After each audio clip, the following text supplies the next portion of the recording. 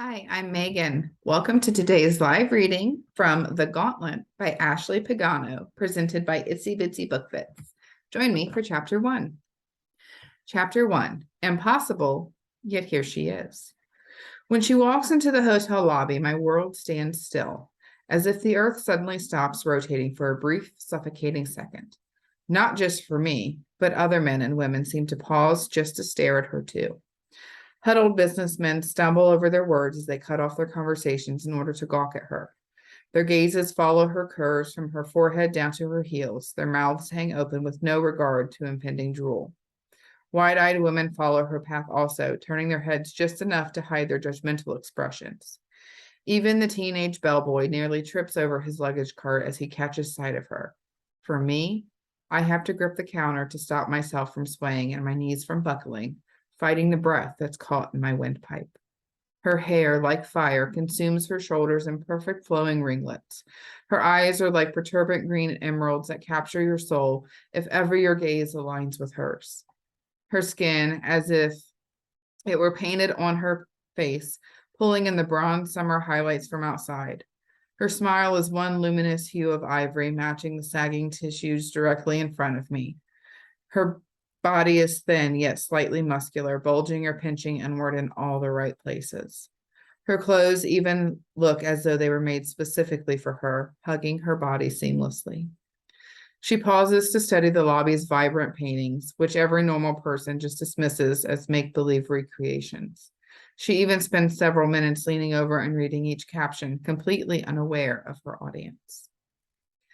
Through the double doors trudges a debonair businessman wheeling two lopsided suitcases. His entrance whips the breeze through her hair, wrapping it around her neck like a noose.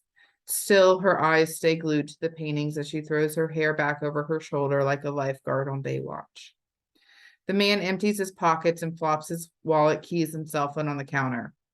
Checking in, please, he says rather suavely, while pushing the creased itinerary toward me. Finally, I make eye contact with him, clear my throat, and compose myself. I pull the itinerary off the counter and unfold it. Mr. Preston Ames, welcome to the Soppranaturale Hotel. I fake a smile as I quickly type his name and confirmation number into my computer. I don't realize my hands are shaking until I misspell his name twice. I have you booked for a queen non-smoking suite for two. Yes, that is correct. His voice is just as deep in tone as my own. I'll just need a credit card on file and your license. We will not charge you for your incidentals until checkout. I straighten my posture and pull down my bunched up uniform in an attempt to look more professional. Certainly. He pulls his license and credit card out of his wallet with one smooth motion, gripping each between a different pair of fingers. I swipe his card, check that his information matches, and then I slip it back across the counter as if I'm dealing him cards in a game of high stakes poker. Here, we allow you to choose your floor, Mr. Ames. Before I can get out the rest of my sentence, her hand spreads over his shoulder like an elongated starfish. A sparkling, oversized diamond reflects a rainbow aura around her ring finger. She brushes her body against his and nonchalantly rests her elbow on the counter. I can hear myself gasp, but luckily neither of them does. We can pick our floor. She bats her long dark eyelashes. With every flutter, they seem to shimmer in the light of the hanging crystal chandeliers. Yes, of course. My words sound rickety and cracked as they pass over my lips. That's when my eyes reluctantly lock with hers, and immediately a warm rush erupts from the center of my abdomen, like a cluster of spark plugs. Its heat spreads throughout my body, weakening me and causing me to nearly pass out. I watch her bobble her footing at the exact moment and lean on the counter in order to balance herself. Her palms slip across the marble until their moisture haunts them. Ames attempts to stabilize her. Ommily, oh my God, are you all right? He frantically steadies her. Meanwhile, I'm about to go down, blanketed by a warm, tingling sensation of euphoria. Easy, Link, it's okay, I got this. Chiron's voice whispers softly in my ear, and he grips my biceps. He holds up my entire weight effortlessly and shuffles me aside. Miss, are you all right? Chiron's booming voice immediately whisks their attention away from each other. Yes, I believe so. She struggles to find an excuse for nearly fainting. Too much sun, maybe? She charmingly giggles and addressing the nosy lobby that has been watching her the entire time. Some water? Chiron offers her a cool glass of water that apparently no one saw him retrieve. Thank you, she whispers, loudly gulping it down to validate her alibi. Behind Chiron, I lean up against the wall as I feel my face flushed red and my heart speed up to a pace so high you'd think I was sprinting. At the same time, her hand rests on her collarbone, obviously attempting to breathe through whatever is bothering her. Perhaps you should sit down, Chiron suggests calmly, gesturing to the assortment of chairs and couches behind them. No, I'm all right now. Whatever that was has just about passed. Well then, ma'am, you may pick any floor you wish and go straight upstairs to take a relaxing bubble bath. That is an order. Chiron ticks his authoritative finger at her. Being that he owns the entire hotel, he can do that. 7. She unknowingly blurts out the magical number that only a supernatural would say, the floor where only supernaturals reside. My saliva gets caught in my throat like a scratchy tumbleweed when I hear it. I begin hyperventilating. Chiron, you can't let them. Honey, you know I have an issue with heights. Perhaps floor 2 or 3 would be better. Ames grips her shoulders and leans into her face, non-verbally assuring her. How about room 314 overlooking our very own arboretum? It's a beautiful view of the grounds too, especially at sunset. Chiron solidifies their choice. Oh yes, that room is just fine. 7's my lucky number, that's all. A shorter distance for me to faint, too. Her joke successfully lightens the mood as I finally begin to feel normal again. Here are your keys. You take the elevator up to the 3rd floor and take a right, and it's down the hall on your right, I believe. Chiron smiles grandly as he hands over their keys. Please let us know if there's anything else we can do for you. Anything at all. Real quick, my fiance heard that this hotel is haunted or something. She loves that stuff. Do you have a brochure with all the available amenities? Jesus, your fiance almost fainted and you're stalling. Just go. All I wanted them to do was go. Of course, here you are. Drake helped them with their luggage. Chiron hands them a neatly folded brochure with a map of the ground staked on top. He snaps his fingers and points the ogling bellboy in their direction. Thank you, they say in unison. Hers is an ashamed whisper, while his is a confirmed closure. Ames ushers her toward the elevator with his hand planted on her lower back like a ventriloquist, while Jake juggles the luggage behind them. Simultaneously, I peel myself away from the wall. My sweaty handprints warped its delicate wallpaper. My uniform sticks to my back like a plastic bag. My shoes feel spongy. The tips of my short hair sag, and my forehead glistens. I'm a mess. That's when she curiously glances back, still keeping the majority of her body forward. Her glance connects with mine, and I feel that same sensation once more. Thankfully, it's not nearly as intense as before, but it's as if there's an invisible string of energy tying us together, suspended in the air between her and me. I let my brows crease into a shadowy V, and I squint, desperately trying to communicate with her. But suddenly, the elevator door cuts off our connected gaze. The second they shut, I hunch over the counter in relief, leaning on Chiron. What the hell was that? I think you mean, who the hell was that? Chiron pats me on the back. An evil and cunning smirk creeps across his face. What do you mean, who? I grip my chest, scrunching up my starchy uniform underneath. Chiron spins me into the back room when no one is watching. That, my dear boy, that was you. The only other you in the whole vast world. That's impossible, I say in a brittle voice, my eyes welling with tears. Impossible, yet here she is.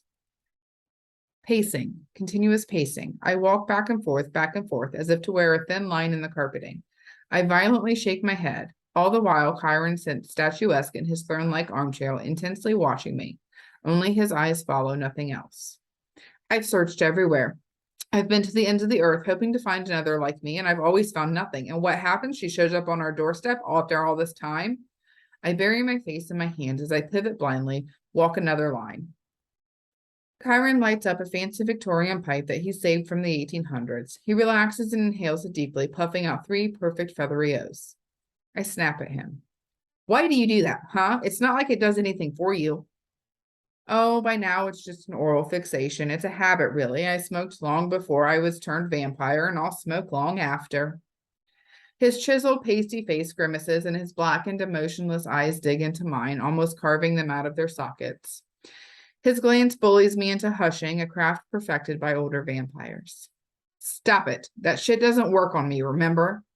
I scold him as if he isn't thousands of years older than me. I pause for a moment, attempting to stand as still as him. Are you absolutely sure about her? I'm older than Jesus himself. I've met every supernatural there is on multiple occasions. I've seen just about everything out there. I think I know another Fae when I see one. There was one point in time when some of us had a kinship with the Fae. Not to mention, I smelled her from the ballroom. Why do you think I got over here so fast? How much evidence do you really need? You felt it, didn't you? The spark between you and her, as if the earth's energy lifted in the air around both of you. Chiron leans forward, resting his elbows on his knees. Your feelings should tell you enough. Okay, Yoda. But where has she been all this time? She's probably in danger, and she may be even now. We're nearly extinct for a reason. My brain constantly searches for answers to my never-ending questions. My thoughts are fuzzy like a cell phone seeking a signal when moving through thick mountain passes. My stomach shifts uneasily, and I notice that my hands are actually hugging myself so hard that they're pinching into my skin. She's here with her fiancé, Chiron, I whisper hoarsely. My normal voice is suffering. Link, she came here looking for answers. She may not even know what she is or what she's capable of. You need to give her those answers. You're the only one who can. Chiron purses his lips, yet again giving me the fatherly advice I need. She's with her fiancé, who is clearly human. He isn't one of us. How the hell am I supposed to talk to her alone? A stressed muscle twitches involuntarily at the corner of my right eye, and my mouth twists up to meet it. She felt it too, Link. It's obvious she's never felt anything like that before. You did that. If nothing else, out of curiosity, she will talk to you. That I can promise. Be patient, and I bet she comes to you. Chiron stands up properly, towering over me by several inches, and places his cold hands on my shoulders. She's here for a reason. Call it fate, maybe, but your destinies are undoubtedly intertwined. I hate it when you talk like that. You know that? It's like you're from another era. I sigh, frustrated. She's a goddess and she's unavailable, yet I'm supposed to waltz up to her and be like, hi, I'm your soulmate, and we're the only two fairies left in the world. We're supposed to fight together and be together? Sorry, I don't think so. That's not how it works in real life. I'm not even sure if I'll get along with her. I throw my hands out to the side like a set of high-speed windshield wipers. She's staying for 10 days. Let the pieces fall where they may. She picked the 7th floor because she's in tune with her gifts. Clearly, she was drawn to this hotel. She wants to be here and she belongs here with the rest of us. Give her time. Chiron's prominent cheekbone sinks deeper into his gaunt face as his expression changes from giddy to serious. Link, for now, just go about your day normally. Busy yourself to keep your mind from rambling. Instead, I unexpectedly snatch his pipe and inhale a soothing puff. Instantly, I hack, bark, and cough, unable to fill my lungs with clean air. Chiron laughs, amused. Am I handsome? Can I compete with him and her? The bitter taste of nicotine lingers in my mouth as I embrace its temporary dizzying high. Link, you're not trying to mate with her, at least not yet. Right now, just work on befriending her. Yes, you are a very good-looking man. Shouldn't your countless and careless romantic escapades tell you that? He throws in a casual compliment right before his unwarranted jab. Gee, thanks. I hand him back his polished pipe that now holds its very first set of smudges and fingerprints ever. I'll be at the pub.